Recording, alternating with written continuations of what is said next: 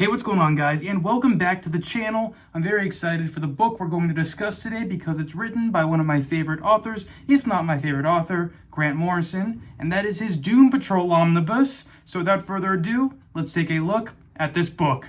Alright, well, here is the cover of the book, which wonderfully showcases our merry band of misfits, the Doom Patrol, of course. Don't they look like a fun bunch? Here is the spine of the book. As you can tell, this is a thick book. It took me a while to read, but that was also mostly because I was just staring at the gorgeous artwork. Here is the back of the book, which says, "How can you resist a stolen glimpse of the night side of nature, the left hand of creation? Step this way into a world of hidden and forbidden wonders." So for those of you who are regulars on this channel, you'll know that I mostly do Marvel Omnibus coverage, but recently I've been picking up every now and then some DC omnibuses, and so far I've read 3, I believe. I've read Batwoman, I've read Grant Morrison's Animal Man, and now I've read Grant Morrison's Doom Patrol, and I'll say this one is my favorite by far, and I really like the other 2 omnibuses, actually. In fact, this is actually just one of the best omnibuses I own in totality, and what I found really interesting is a lot of people told me I would love this run because I love the X-Men, and they said there were a lot of similarities. Now, there are some similarities to the X-Men here. I mean, it's about a group of misfits. They are in a mansion-type situation, just like the X-Men, and they even have a leader, someone who brought them all together, who is in a wheelchair and a genius, just like Professor Xavier. But aside from that, I didn't really see any major X-Men similarities, and that I wouldn't say was my big appeal to the book. Like, it was cool, and it got me, interested in reading it because people said it was going to be similar to the X-Men, but there was a hugely unexpected reason that this resonated with me personally, and that is because many of you know that, I'm a playwright, and what you probably don't know is much about the type of work that I do in playwriting, and my sort of area of interest is in the absurd, in Dadaism, in magical realism, in existentialism, and this book hits all the right notes when it comes to those things and when it comes to those philosophies. It just aligned so perfectly with my interests that I was like, wow, it almost feels like this book was written just for me. And I promise I will get more into the nitty-gritty of what this book actually involves, the characters, the concepts, the storylines, all of that. But I also just wanted to share, some information about absurdism and how the absurdist movement came to place, really, for those who don't know and who may want to dive into something that's more absurdist, like this run on Doom Patrol. And so that absurdist movement, it kind of emerged as a response to all the chaos and the disillusionment many people were experiencing in the aftermath of having gone from World War I to World War II, just this major conflict that created collective trauma. And so artists started embracing their sense of meaningless and their disorientation with the way the world works because it had been so irrational and unpredictable, and from that came a lot of beautiful art and exploration of deep concepts like we see here in this book, for example. And don't be dissuaded if that, the absurdist or existential term or like Dadaism, of all those terms sort of, make you think like, oh, this is going to be about how life is meaningless and we have no purpose, blah, blah, blah. But a lot of these philosophies are also about personal choice and freedom and authenticity and, just figuring out your own path and finding your own meaning in things. Or, for example, like Camus would say, not so much finding the meaning, but just searching for the meaning and realizing that you'll never find it, but embracing that nonsensical path, That's kind of an approximation, but we don't have time to discuss Camusian existentialism. You want to know who the Doom Patrol is. So what I didn't know beforehand was that Morrison didn't create the Doom Patrol. Now, he created a lot of the characters that are involved in this specific run, but the omnibus starts with issue 19 of the series, and that's because there were issues before that, and the Doom Patrol was created by Arnold Drake, Bob Haney, and Bruno Premiani. I believe I'm pronouncing that correctly, I may not be. And that first appearance was all the way back in the 60s in My Greatest Adventure number 80, which introduced us to this group of misfit superheroes who were each dealing with their own, personal traumas and their own unique superpowered abilities, of course. And I can't say much about what came before Morrison, but I do know that it's highly unlikely that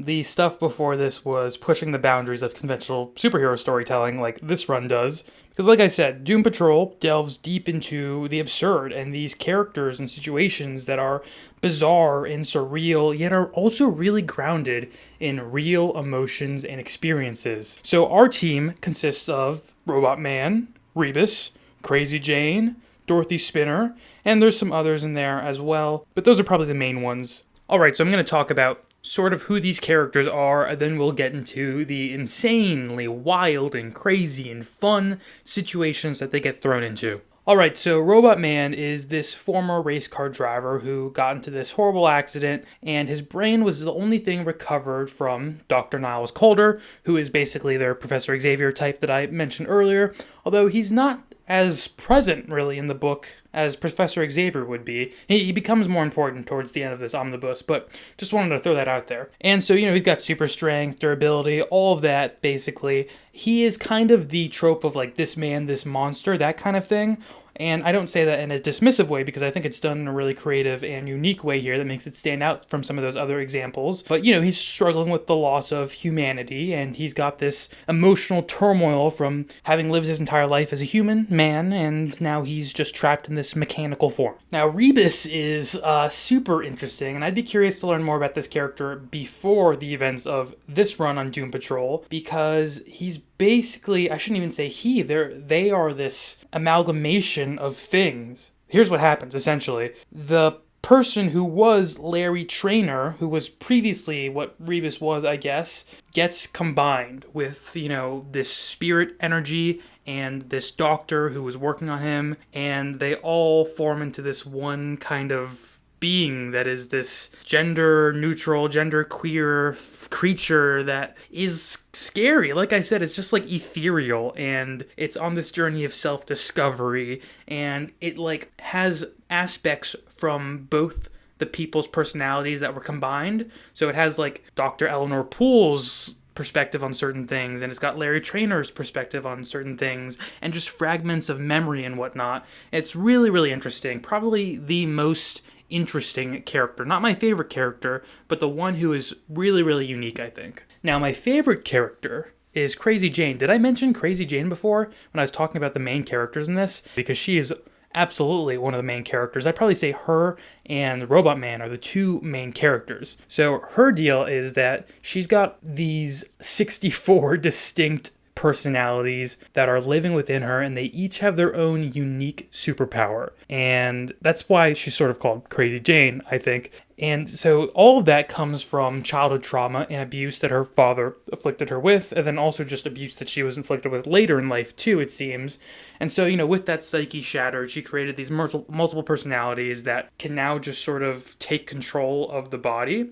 And they, like I said, they each give her different powers, so she's actually a pretty versatile person when it comes to dealing with a lot of the conflicts that the Doom Patrol deals with. Although I'll say also a lot of the conflicts the Doom Patrol deals with aren't super, hey, we have to punch our way out of this, because that's sort of a, more linear solution in superhero comics, but they do a lot of very, very unique things here to solve all their problems. But anyway, she's super cool because, she's trying to remedy her fractured identities, and she's creating relationships with Robotman, for example, and the Doom Patrol, and she's starting to feel accepted. But like I said, she's grappling with all of her messy past. She's fun. She's a lot of fun. And then there is Dorothy Spinner, who I mentioned, and she is this young girl who has some physical augmentations, and she also basically has almost like a Danny Moonstar power set, but maybe a little more powerful. Like, she can manifest things from her imagination into reality, and she's a child, and that is not really something that's entirely in her control.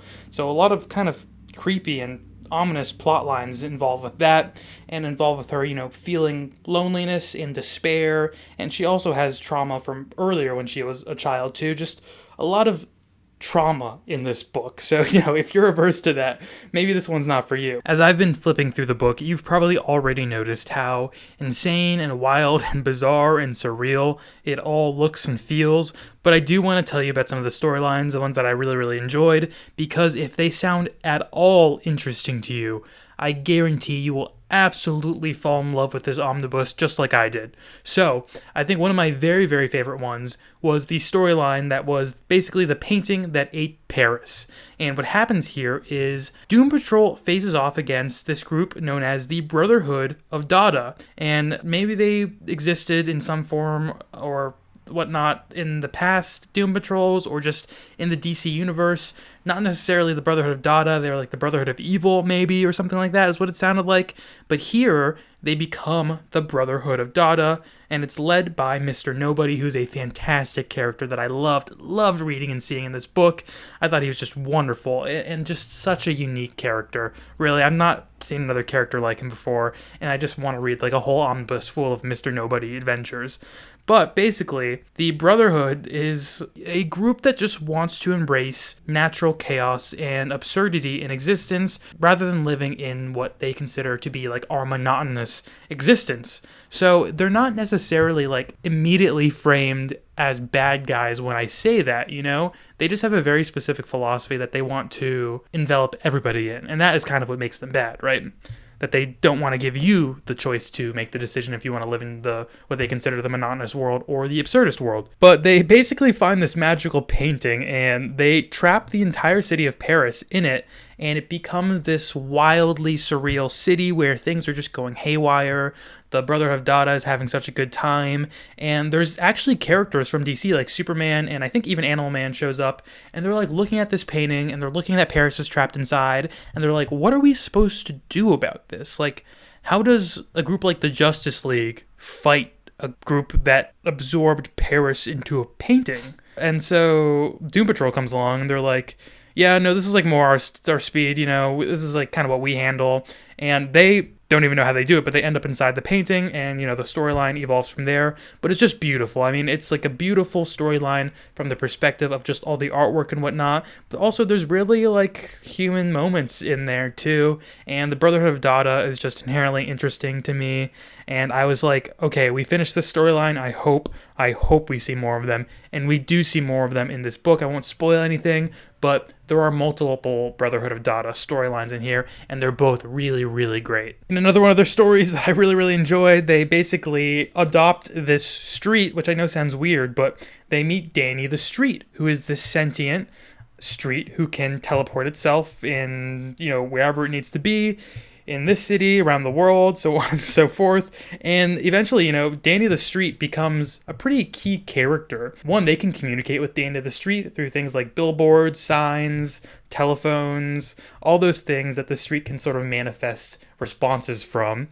And he becomes really valuable to them because they basically have their mansion or their home base on Danny the Street, and so they have a portable home base and they can move it wherever they need to move it. Morrison also has this amazing plot line where he created so much lore for the Pentagon, and this is really a story that is about, it's kind of a critique of like the military-industrial complex and the unchecked power that the military can have at times, and the corruption and secrecy and all of that can be involved with that. But basically the Doom Patrol has to infiltrate the Pentagon, and it's just like they discover a wild rabbit hole of secrets and just strange things that are going on with the Pentagon, like an entire ancient civilization buried under the Pentagon. That's why they built the Pentagon over it. That's why the Pentagon is shaped the way it is.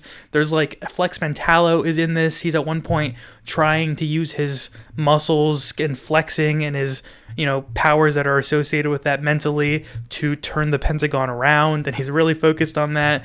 And we get a lot of Flex Mentallo origin, we get his backstory, we get all this stuff. It's just so fun and wild and wacky and zany, and it's the kind of stuff that you're so excited to be reading in a comic because it's like the perfect format for it. Guys, this is a 10 out of 10 book. Please do yourself a favor and pick this up if any of that sounded interesting. I haven't even really mentioned the artwork as well, which is phenomenal. It's brilliantly drawn, it's brilliantly colored, everything pops off the page, it's really inventive in its page layout and structure. Just please do yourself a favor and pick up this book, and if you've read this before, I would love to hear what you think of it. So thank you guys so much for watching. Don't forget to like, comment, and subscribe, and have a great rest of your day.